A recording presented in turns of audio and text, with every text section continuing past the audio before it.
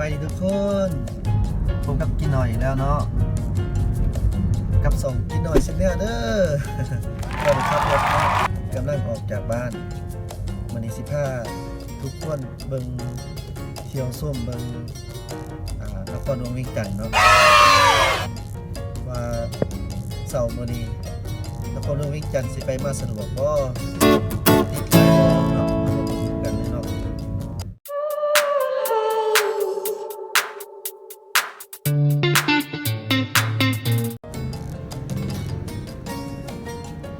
ติดเนาะอัด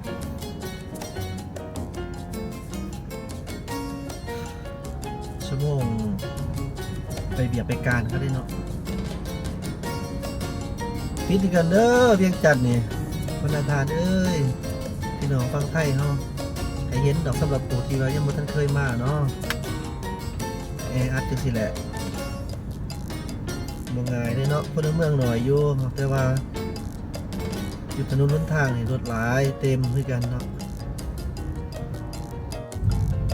พาลัดออกมาทางซอยหน่อยเนาะเอาไว้ทางใหญ่รถติดหลายแต่ว่าสิออกไปทาง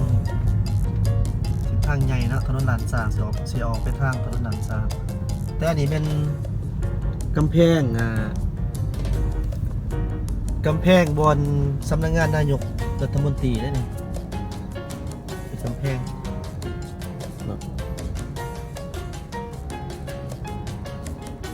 ข้างในก็ติดเนาะ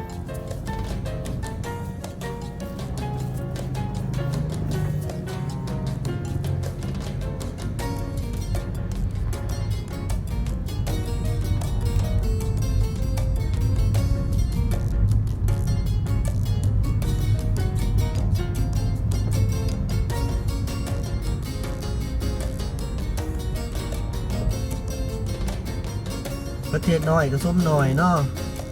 เพราะว่าคนไม่อยู่วันเดียวกันเบิดเลยเนาะบางคนก็นี้จากทงไฮทงหน้านี่จากผู้จากผาลงมาเพื่อว่าอยากมาสร้างความฝันมาหาเงินหาคำเพื่อครอบครัวตัวเองเนาะไปกันนี่เนาะเอาสู่ชีวิตมงง่ายเลยเนาะ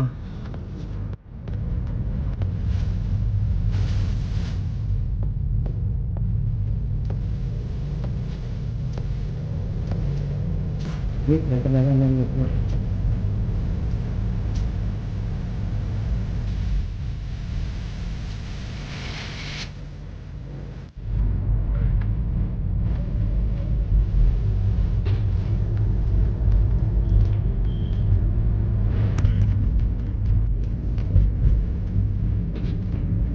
ทางไงเนี่ยเนาะ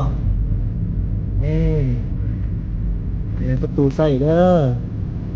สำหรับผู้ยังไม่เคยเห็นเนาะ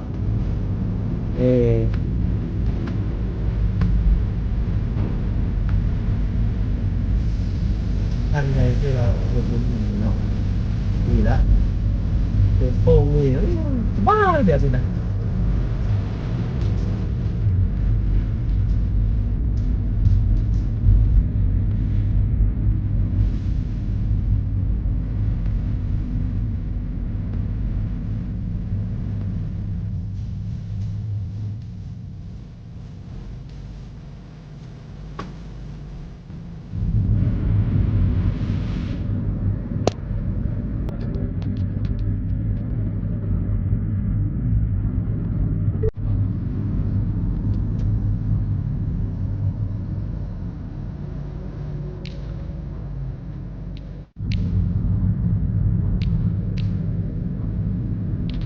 ธนาคารจีนธนาคารในกันมาเนาะ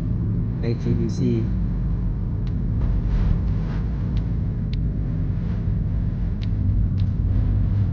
นี่จะบอกว่าครอบว่าถนนไกลโซน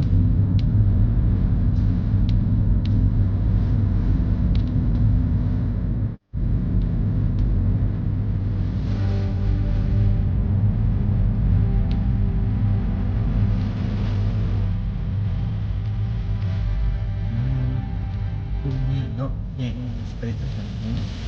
เป็นหัวใจเป็นทางเป็นเข่ง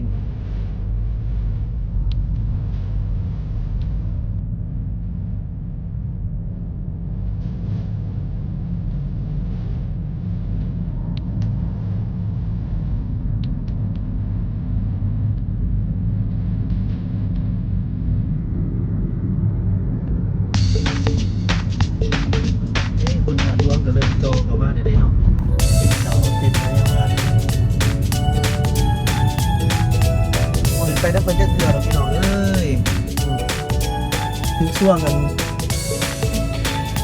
8 โมงป้ายน้อยนึงน้องแห้งรถติดครับเนาะตายเลยเอาไว้ผู้งานกันเติมน้ำมันรถอีกลำบากเนาะ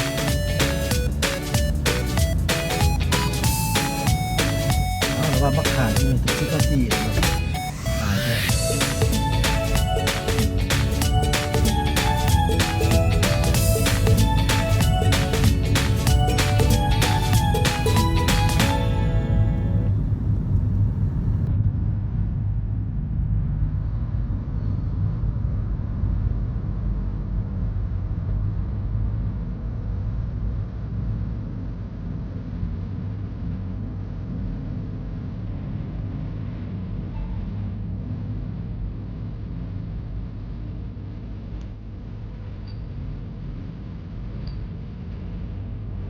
ใส่ลำบากเนาะ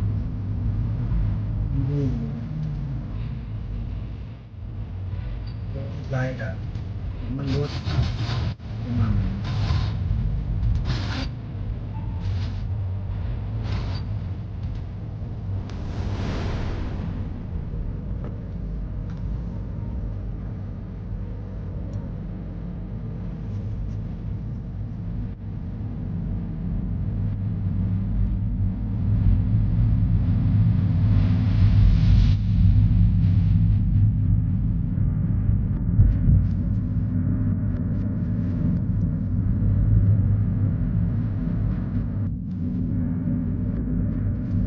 กล้าเป่าเนาะเรื่องย่าเวียนเป็นอัดกันอยู่นะมันกล้าเป่าเด้ออันนี้เขากล้าออก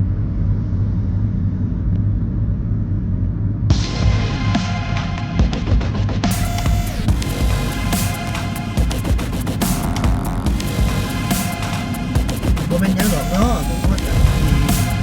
มาไทยให้เบิ่งบางเทื่อผ่านในเขาว่าเที่ยวในเช่นกันเนาะแต่ว่าเพื่อมาเห็นเกียรติเลยแต่เนาะแต่ว่าถ้าเป็นช่วงเช้านับแต่วันจันทร์หาวันศุกร์เนาะช่วงภาคเช้าแม่นขาเขาเนาะขาเขาแม่นว่าเฮาต้องเดี๋ยวทำใจหน่อยนึงแหละรถติดแล้วช่วงแรกก็คือขาออกก็ติดเช่นกันเนาะพวกขาออกแต่ว่าช่วงเช้านี่ขาเขารถติดขาออกนี่ก็พอไปได้สบายอยู่คือเห็นนี่แหละเนาะฉะนั้นในเมื่อทานในมาเที่ยวมายังเนาะจะทานดีเลี่ยงได้ในช่วงเช้าก็บ่ทันไปเนาะ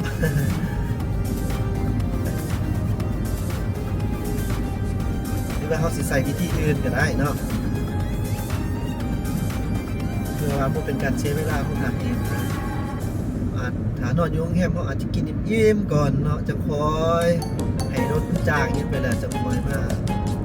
ไปเที่ยวเนาะ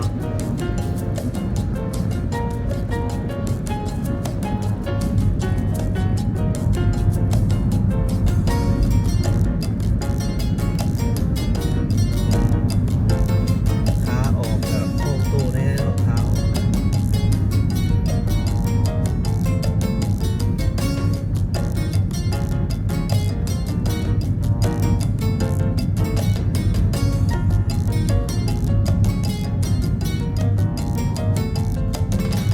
จันท่านเปรียบเทียบใส่ประเทศอื่นกับ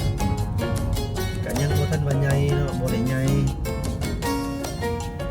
ตามคนในเมืองอันนั้นไปเนาะ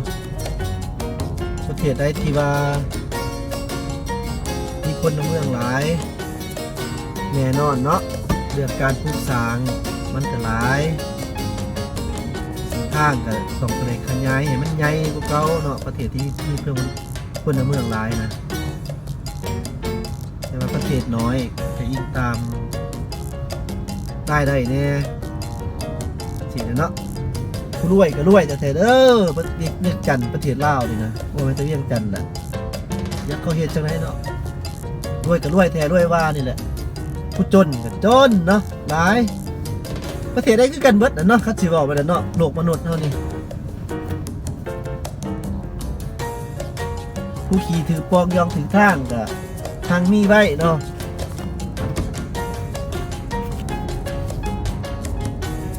ต้องขออนุญาตที่ใส่คำมวลปานไหนแต่ว่ามันเป็นคำที่เปรียบเทียบที่ว่าเพิ่นใส่มาตั้งแต่ปู่ย่าตายายเนาะเพิ่นเอามาใส่กันได้คน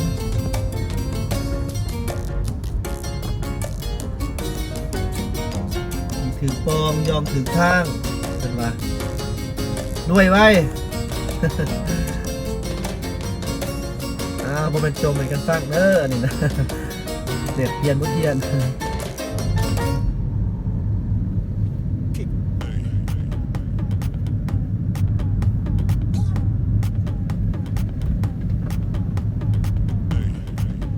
นี่เป็นเอิ้นว่าถนนไกรซ้อนพรหมวิหารเนาะ